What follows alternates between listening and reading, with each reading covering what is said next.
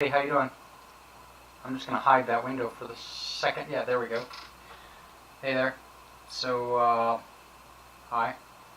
I hear we are on Twitch, and I am skipping Facebook and Instagram and everything else today because I've already had words with their tech support. We've been offline from Instagram for about 3 weeks now, and uh, that's the short version. I was not pleasant.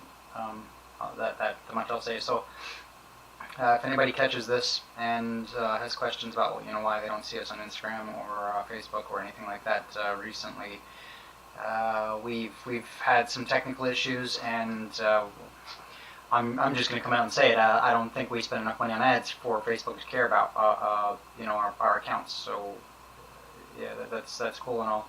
We'll see what they do. It took them until today to get a hold of me and actually tell me they're looking into this with a case number and everything else. But that's just some drama and some heads up if anybody is curious why we seem to not be paying attention. We are paying attention. I'm doing everything I can with it. We're launching new programs. We're building up the design team for the fall, and looking to restart BattleBots and do it in a way that includes a lot more people and reaches a lot more places than just a room here in New York City for a day. So I'm kind of excited about all of that, and very briefly, because people may catch this and not really realize what's actually going on and what the Lift and Shift Foundation is or does, but I'm just going to quickly hop into that explanation that our mission is to excuse me. Basically, we like to lure veterans into science and tech. I can't think of the mission. Today's one of those days where the PTSD kind of throws me a bit, and I'm having trouble focusing myself. I'm probably going to go for a long run, maybe tomorrow morning. But anyway, so I'm actually the founder of the Lift and Shift Foundation. Try saying those things all really fast, a whole lot. Gets a little awkward, but I'm also an Army veteran, and I left the Army with PTSD. I went on to be an engineer and do a few other things that really aren't that hard. People think they're hard, but I just did a lot of math and I didn't quit. That's all engineering is. But there are a lot of other STEM fields that don't do a lot of math and are much easier, than multivariable calculus, differential equations, the year or two of physics, engineering mechanics, and all that other stuff. So I thoroughly believe that anybody can do what I did, but you may have a different set of circumstances. I don't encourage anybody to follow in my footsteps, but I do. I like nerding out a little bit sometimes, and I'm not alone. So if you want to join us, come with us. There are links to our websites all over social media. You can sign up. It's super easy to get involved. Bring your family. This is very much a family foundation where you can participate in workshops, events, games, challenges, all kinds of stuff, and your family is welcome to participate too if you're a veteran. I have a family, I get it. There was no way I would design a program for veterans that didn't have some kind of family benefit. And in fact, there's my oldest son texting me right now. Thanks. He's an adult, so I can call him a knucklehead. But anyway, so one of the things we do is these monthly challenges and these monthly contests to design things like your very own T-shirt, because T-shirts are big in the veteran space. We all love coffee and T-shirts. You see all the VetPro companies, Ranger Out, 9-Line Medevac, Grunt Style, all those. Everybody wants to be the next Grunt Style. I see so many startup T-shirt shops from veterans who just want to do the same things, just looking up at these dudes and saying, wow, I want to do that, that looks cool. And so that's one of our contests. And the other one is designing solutions. Basically, hopping into Tinkercad because it's free, and making these 3D models of things. And the winter we print those parts out. So if you've seen any of these Twitch streams, or if you've been in any of my Zoom workshops with me, you've probably seen the process of designing something, whether it's a challenge coin from the military, whether it's a keychain, whether it's oh my gosh, we've done so many other things. Just last month was I challenged people to try to design something that would unclutter their desk and all their USB cables. And it's on our website. If you go to our website and go to the resources tab, you'll eventually find it. Recently, I've been sharing tips and tricks about the 3D printer I use. It's an Ender 3 Pro from Creality. It's very low cost entry level printer, and I honestly I dig it. I've just an update for anybody who's has questions. Recently, I upgraded to an auto leveling bed sensor, and the hardware installation took 20 minutes. I promise. Everything went to plan, just like I showed in a previous video, and the firmware, flashing and upgrading the software so that I can use the hardware is still. I'm still staring at a little flashing sensor right there, where there's something wrong with the Z-axis in the software that's provided. So I have not had the time to diagnose or troubleshoot a solution for that, but I diagnosed the actual problem. It's the software. It's called the BIOS, the firmware, the software that tells the printer what to do, basically.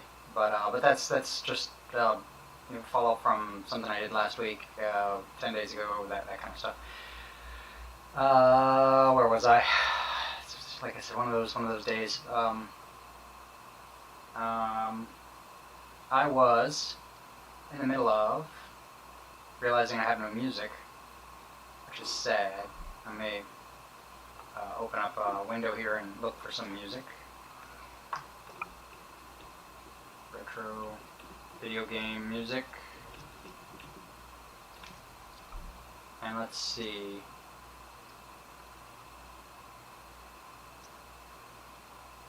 Soundtrack. Let's do that for a couple minutes. I'm just gonna open the first one I find. Retro. There we go. Contra. Hey, look at that. I played that game before. Cool. I'm just gonna leave that kind of like bumbling in the background here. Ba ba ba ba ba. Can you hear me? Yeah, you can hear me. Okay, cool. And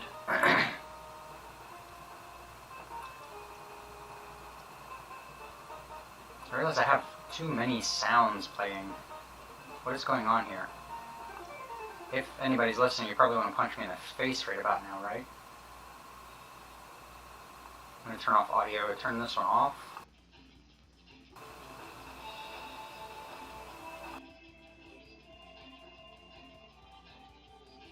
Did that make it go away? Yeah. I'll do one more. Dun dun dun dun. So it's just the mic now. I turned off the desktop audio and the audio input capture number 1 and audio output capture. I had way too many audios. This software is synced to my laptop while I was doing some work last week, and apparently it grabbed a lot of extra settings. Sorry. But anyway, this month's design contest is a tie clip. And I haven't really had any time to design a tie clip, and I kind of feel like it's cheating if I design one first. So what I realized is tie clips are small, and because tie clips are small, and this kind of ties into some of the other 3D models that we printed and some of these other challenges like cufflinks and those little charms that go in Crocs shoes. So some of the things that people design are very small features and very, very fine, like detail. They don't print well because the way I describe my printer is it's not a resin printer. It's not like something that uses light and flashing things to kind of cure plastic in a vat. It is basically a giant hot glue gun, and actually it's very, very, very tiny hot glue gun. So I thought I would share a couple of models I have, and I'm not going to share the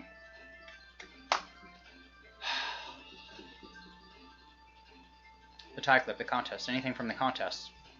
I'm going to share something that I do outside of the foundation. So I've got a couple models here that I'm working with some engineers and people to design and develop, and I'm going to hop into dun dun dun Cura, which is very, very, very popular slicing software. It's a slicer.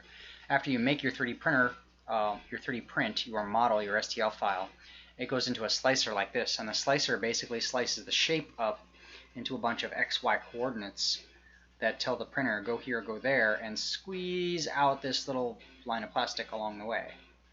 And it's very important into how you design things, because if you don't have the specs from your printer in mind, you can sometimes do some crazy things, and you'll never know or understand.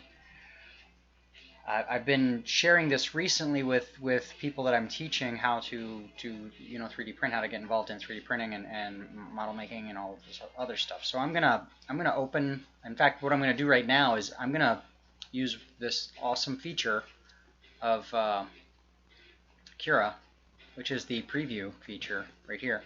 I don't have anything shown because I need to slice a model first. So I'm gonna bring in a model or two and show what would happen. And to do that, I'm going to switch views here real quick. Ready? Oh, wow, yes, I did it! Check it out. That's kind of cool. Okay, so here we are in Cura. And just like I showed you, I'm going to switch back and forth between this view. But first, I'm going to drag a model in. First, let me get my my screen here organized. I'm going to drag my chat window over in case anybody hops in and actually wants to chat with me. Usually I'm here by myself, and I'm cool with that. I promise. Some days I relate to being an engineer and not liking people. So here's a model, and it's a very small model. It's very, very, very small. In fact, I'm going to go to the size. And you're going to see it is the largest side is 26 millimeters. So that's tiny. That's about an inch. This little yellow box on this side right here is about 1 inch long. So if you're looking at it, you can see it's about 1 inch long by maybe 3/4 of an inch wide and probably a little over a ½ inch tall in inches in our imperial system, which I'm kind of used to juggling back and forth. But the thing is that this is no bigger than 1 inch. This little part right here is no bigger than 1 inch. And what's really fascinating is inside there's a bunch of features that are very tiny. You can see this thing is called a micro, nano. I mean, there's a lot of words in the file. So it's small, and it's something that I will struggle to print with my printer based on the standard settings, just because of the size. And that's why I picked this model to begin with, because if you are thinking about creating a tie clip for a contest and you look at this, you will realize maybe you need to make your models bigger. Tie clips are usually fairly small. So I'm gonna first do the first step. Now that I've dragged this model in, I'm not gonna worry about excuse me. I'm not gonna worry about settings. I'm not gonna try to change anything like the quality or any of this other stuff. We're just gonna talk about what actually happens with the slicing of the model, because that's where things happen. So I just clip clicked on slice right here, and it's all sliced up. I can save it to disk. I can run over to my printer. I can print it. Before I even do that, I'm going to take a look at the preview view, and I'm going to slide around a little bit. I'm not going to try to tell everybody how to use the keyboard and the mouse and things to get around in Cura. But check this out. This part is very, very tiny, and what you see here, if I drag this down, is you can see the layers as this thing prints. So we can click play here, and you can see what would happen with my printer. This is my printer, a mock-up of what it's going to do when it starts printing this part. And these lines are the inner, like the walls, the outer layers. If it's an infill, anything like that, like the top layer, bottom layer, skin is what they're called in here. But that's how it's going to print my first layer on my printer. And you can see just how small these parts are. You can barely fit something inside there. So I'm gonna stop this play. I'm gonna let it play out while I keep talking, because I think this part is fascinating. Each of these lines is about 0.2 millimeters, and the idea behind it is that these oh, now we're watching layer 3. Okay, cool. I'm gonna let it keep playing and keep playing and keep playing while I talk. And tonight's live stream is not going to be very long for me. Like I said, if you've paid attention for any more than like a couple minutes, you kind of see I'm struggling with words, thoughts, that kind of stuff today. So I'm trying to make sure I get the points across that if you make something smaller than 0.2 millimeters, it's not going to show up here. These little rings are about as small as you can get here. If you make something that's small, it's not going to register as a size that can squeeze out of this little tiny nozzle, if that makes any sense. And we can see it's going up layer by layer by layer by layer. Now we're going to get to layer 5. It's basically doing the same thing over and over and over again as it builds this bottom around this box. And now you can see that it's doing this thing called infill at this point. Excuse me. Because we don't waste all of our plastic creating a solid object when all this space inside of it can be void and vacant. So 3D printing software, these slicers come up with ways to fill the inside, whether it's a wave, whether it's a series of cubes, whether it's a spider web, that kind of stuff, whether it's a honeycomb. There's a lot of different ways to fill this space inside, so that we're not using up an entire roll of plastic to print this model. So up until then, you've seen this kind of zigzag approach of filling in, and now it's not filling in every tiny little space, which is something, a side note on the fine detail that is available. So you can see this tiny little detail. The ring is about 0.2 millimeters. Anything under that, like I said, is not going to show up. You're not going to see it in the print. And if we pause this and I go back to this view, you can kind of see the difference right here, especially if I stop and I go down to here. So the bottom plate, you can kind of see, in fact, well, I'll leave it there because it doesn't make sense if I don't show you both views. You can see that there's this pinhole that goes all the way through now. So if I wait, there's a better way to show you this. If I bring this up to here, nope, yeah, you can see it's starting to fill in the top layer of the box, just like that. So now you can start to see that there's this box and there's this top layer, and now, yep, there, it's going to start filling in this part. And this is where I get to the point of my detail of, or the epiphany of, you know, this brief live stream, is that this model right here has these holes that go through it, if you see them on these square blocks, and they're connected by a rod in the middle. And if I take a couple different angles from this, you can see that there's this kind of like square rod connecting these pads, and these pads have holes in them. And that detail, remember, this yellow square is less than an inch on any one side, so it's very, very small. It will fit on, you know, the tip of your finger basically. And when we get to this part here, that little bar connecting those two pads is so thin that my 3D printer is only going to squeeze out a very, very, very thin line of plastic to connect them. One strand, basically. So if I let this play on that layer, you will see it filled in the outside. Now it's filling in the inside so that it can fill in the entire plate. And you can see right there,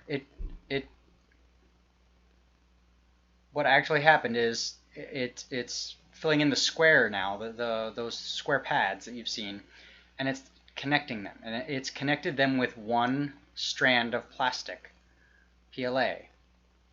And that strand of plastic is 0.2 millimeters. And it looks pretty close right there, right? It looks close. And the reason it looks close is because this person who's designed this yellow box has already had this discussion with me. We've already talked about the limits of the 3D printer. So she understood that the first time she designed this little bar connecting these two pads was smaller than 0.2 millimeters. And when I tried to print it, my printer could not print anything smaller than this one little line, so it didn't print anything.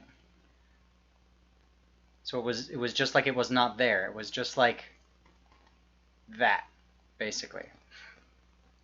And I've run into this a handful of times in some of the models that people submit for contests and designs, where the features are so small, and this applies specifically to text on things like coins or oh my gosh, the cufflinks were one that we did recently, where the lettering was so fine and so small that it did not show up because it was under 0.2 millimeters when you think about the actual like strokes in a character.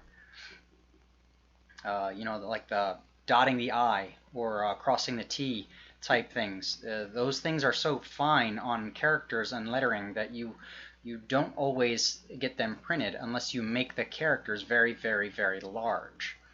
And I'm highlighting this right now because it's very, very important in the process of not the model and the design, but the 3D printing afterward. There's a couple things that I always kind of preach to people is to give me a square base on the bottom so that I have something to print, like a structure to print on. You can see the two little pinholes right there, so that's cool that they show up on the bottom better than the top. And then just be cognizant that you can't give me any features that are less than 0.2 millimeters. You see my can I highlight that with my mouse? No, I can't. Up here on the top in this menu, it says standard quality 0.2 millimeters. That's like the limit of my printer's ability, and that's fairly common for printers that it's called FDM. I call it a hot glue gun, that kind of stuff, but whatever.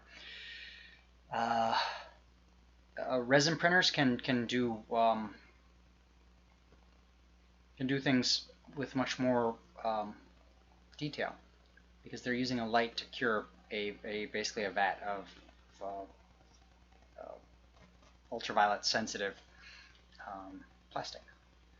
And I'm gonna go back to this view right here very quickly so you can see if we go up and up and up and up on these models, the person who designed this was smart enough to make it, or has enough experience with me now with designing these parts, that this isn't just one little tiny piece of strand of plastic at 0.2 millimeters, but it's two pieces of two strands. As I get in here really as close as I can, just like that. Bear with me while I try to get in. That's as close as I can get to zoomed in. But you can see that this layer, as this goes up, that is the floor of the box on the inside. And then you can see, well, you can't see that there on that angle, but the two pads in the bar that connect the pads are basically just two little lines squirted out of plastic, and they're heated up to the point that they're almost molten, they're almost liquid. Consider it like lava, and they kind of bond together and fuse chemically. They are not a solid object. Why is this popping up? Make it go away. They're a I forget what the term is right now, but yeah. So they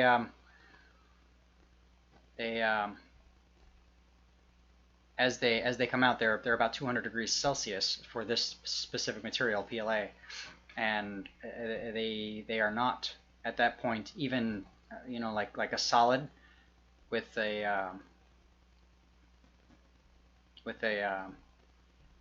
flexible heated up kind of appearance. They're basically liquid that gets squirted out of a little nozzle. It's just very, very thick liquid. It's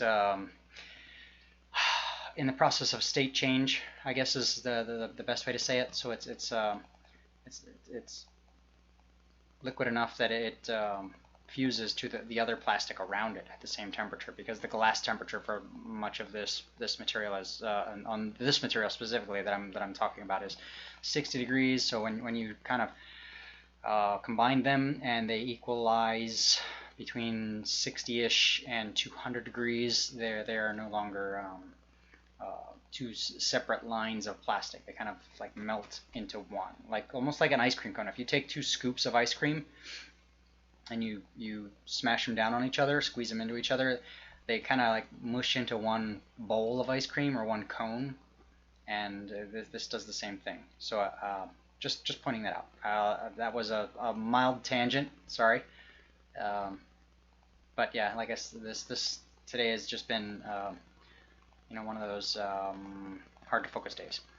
So I'm gonna come back to my full screen here. Give me 1 second.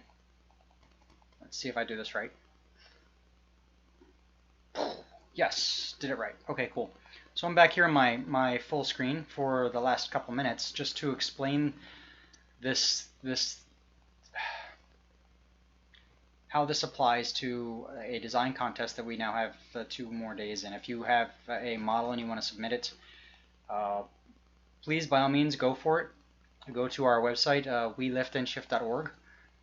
On the left-hand side on the menu, there's a resources button, and once you get to the resources page, there is a current events looking thing that says this month maybe at the Lift and Shift.